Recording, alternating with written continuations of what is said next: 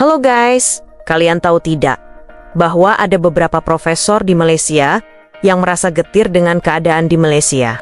Ya, seperti Dr. Siddiq Fazil, dia merasa prihatin atas kegagalan pembentukan bangsa Malaysia meskipun sudah merdeka lebih dari setengah abad. Menurutnya, warga Malaysia masih sibuk membahas persatuan, hubungan, keharmonisan antar etnis tanpa praktek nyata. Kemudian soal pembinaan bangsa Malaysia yang banyak saya perkatakan akhir-akhir ini, bahwa saya merasa tercabar melihat kegagalan pembentukan bangsa Malaysia sesudah merdeka lebih setengah abad. Kita masih lagi bicara soal perpaduan kaum, hubungan kaum, keharmonisan hubungan antara kaum.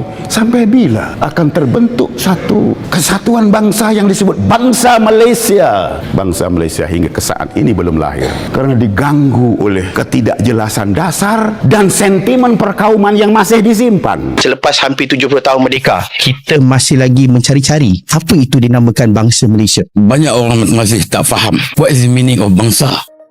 Dr. Matrofa juga menjelaskan tentang keberanian kaum Melayu Malaysia. Menurutnya tidak ada bukti bahwa kaum mereka adalah pemberani. Karena Tugu Pahlawan saja bentuk wujud patung tersebut lebih mirip menyerupai orang putih. Dan nama-nama yang tercantum semua bernama Inggris. Tidak ada nama Melayu satupun yang dicantum sebagai pahlawan di monumen tersebut. Dan apabila kita merdeka, kita bina sebuah tugu peringatan untuk menunjukkan itulah orang yang berjuang dan yang musuhlah yang mati di bawah. Tengok hidup mereka. Tengok hidup mereka sama tak hidup kita? Hidup mereka tak sama kita. Hidup mereka panjang, hidup kita tak panjang, tuan-tuan. Yang pegang kemerdekaan itu hidup panjang. Tengok nama mereka, siapakah yang berjuang di dindingnya. Tuan-tuan, nama di dinding tugu kemerdekaan kita. Tengok satu persatu. Ada nama khilaf sini supaya kita dapat lihat yang benar itu benar. Dan sebagaimana sebutkan tadi, oleh kerana kita merdeka bukan kerana kita berjuang, kerana kita dianugerahkan sebab menteri jajahan British mengatakan kita akan serahkan kemerdekaan kepada proksi kita, dan mereka bukan berjuang, mereka diberikan hadiah kemerdekaan. Yang berjuang orang lain. Bahkan, Hishamuddin Rais juga menjelaskan bahwa warga Melayu Malaysia adalah budak Inggris. Terbukti tidak ada tawanan Melayu yang dilakukan oleh penjajah. Bahkan, Hishamuddin membandingkan dengan tokoh Indonesia seperti Soekarno yang pernah disandera penjajah. Sementara di Malaysia, semua tokoh malah tunduk dengan Inggris sebagai penjajahnya. Nyali warga Malaysia itu kayak diskon supermarket ya, gede di tulisan doang.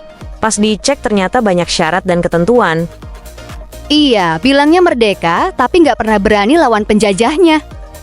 Contoh terbaik sekali lah. Tadi katakan siapa nasionalis British sama ada dia Anglophile. Hanya satu pertanyaan saja akan menyatakan apakah United Malay National. Siapakah dia pemimpin perjuang kemerdekaan United Malay National yang ditangkap, dipenjara atau dibuang negara oleh British? 0, kosong. Tak ada sesiapa. Mereka semuanya alat British. Jadi tak payah. Tak perlu kita kaji tu. Tak ada siapa pun. Tak ada siapa. At least Soekarno ditangkap, dipenjara oleh Belanda. Lain-lain pun. United Malay National tak ada. Tidak ada sesiapa. Malah mereka menangkap perjuangan Civil War tu adalah parti UMNO ini. Dia ini bukannya berjuang untuk melawan British. Dia berjuang melawan orang yang melawan British. Itu dia perjuangan UMNO. Lalu, Syamsul Saad juga pernah berkata bahwa warga Malaysia pada dasarnya hidup hanya seperti di dalam tempurung. Merasa dirinya paling hebat tanpa melihat dunia luar secara nyata. Aku jadi penasaran tempurung warga Malaysia itu merek apa? Kelihatan kokoh banget menahan logika. Entahlah, yang jelas warga Malaysia bisa mengabaikan seluruh realitas dunia demi kenyamanan guanya. Bila kita kata keep it safe kan, kita dah create dalam masyarakat Melayu ni satu tempurung yang mana orang Melayu kita ni sebenarnya kan, dia rasa Melayu ni lah paling hebat dalam dunia. Lepas itu sejarah Melayu ni ada pula pengajar-pengajar termasuk profesor-profesor yang akan create satu mitologi Melayu daripada kepala otak mereka main mana dah. Okey, nak membesarkan dan mengagungkan orang Melayu ni. Bahkan Ahmad Nazri Abdullah mengaku iri dengan Indonesia. Saat dia berkunjung ke Indonesia, orang keturunan Cina saat ditanya apakah kamu orang Cina Indonesia, orang itu malah tersinggung dan menjelaskan bahwa dia orang Indonesia bukan Cina Indonesia. Menurutnya hal ini terasa berbeda dengan kondisi di Malaysia, di mana warganya malah lebih suka dibedakan dengan istilah Cina Malaysia dan India Malaysia. Saya teringat kawan pemain golf di Indonesia. Dia nak tukar baju, dia jumpa masuk tu, jumpa seorang Cina Indonesia. Dia ni tanya, dia celupak mulut, dia tanya, are you Indonesian Chinese? Kau dia kata apa? Pak, saya warga Indonesia. Kami bukan macam Malaysia. You ada Cina, India, Melayu. We are all Indonesia. Kita bangsa Indonesia. Lagi-lagi Indonesia dijadikan contoh soal perpaduan bangsa di sana. Tapi warga Malaysia kadang masih banyak yang denial dan tidak mengakui bahwa mereka selalu mencontoh Indonesia. Benar. Warga Malaysia itu kuat bicara berjam-jam tanpa melibatkan otak. Jadi yang keluar bukan fakta, melainkan penyangkalan. Bahkan Dr. Abdul Rahman sudah secara terbuka mengeluarkan buku yang menjelaskan bahwa Malaysia ingin terlihat seperti Indonesia. Maka dari itu, ketika melihat Pancasila, dia takjub dengan bentuk jati diri bangsa. Lalu dengan tanpa basa-basi, Malaysia langsung menyalin ide Pancasila itu dan mengubahnya menjadi rukun negara.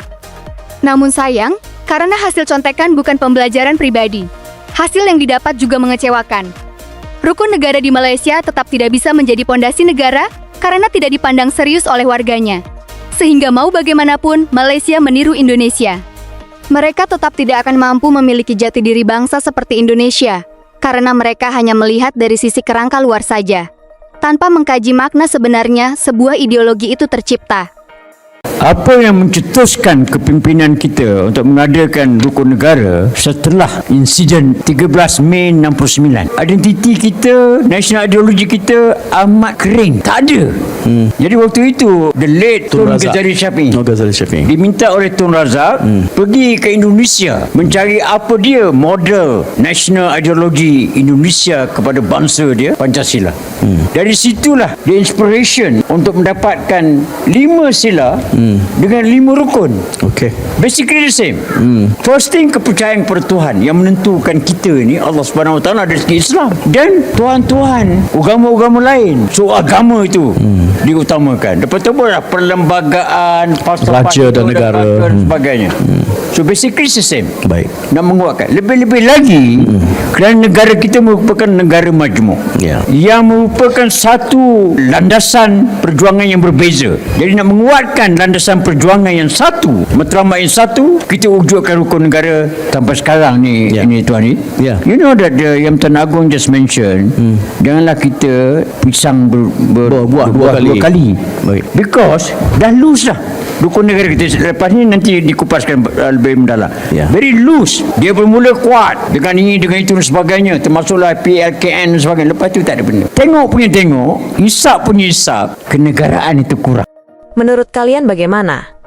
Mengapa sampai saat ini Malaysia masih tidak memiliki jati diri dalam sebuah bangsa meski sudah merdeka lebih dari setengah abad? Tulis pendapatmu di kolom komentar ya. Informasi, pamit dulu.